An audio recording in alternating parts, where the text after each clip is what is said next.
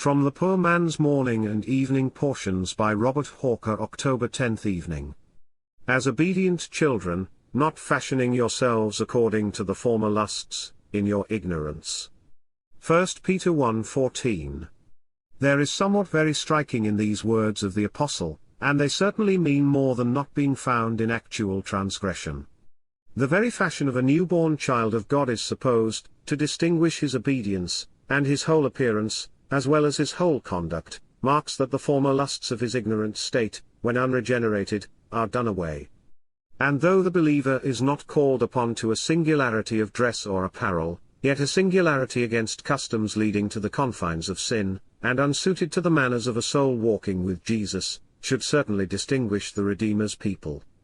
It was said, as one among the characters by which they should be known, that they should dwell alone, and should not be reckoned among the nations, Numbers 23:9.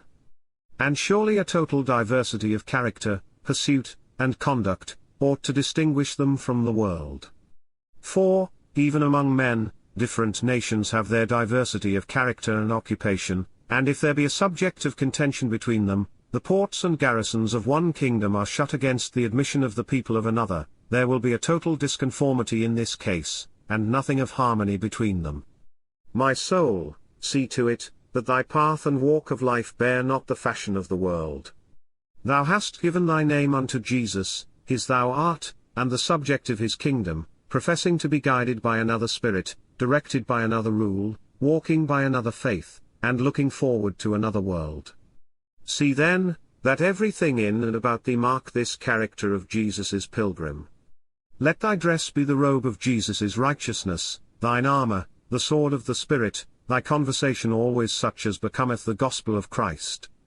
And as the Redeemer, long before he came, by the spirit of prophecy, pointed out the singularity of himself and followers, as for signs and wonders in Israel, xxiii. 8:18. So let the character be thine, as Joshua and his fellows, men wondered at, Zechariah 3:8. Precious Jesus, keep me always near thyself, and let my soul be always exercising a holy jealousy over all the parts of my conduct.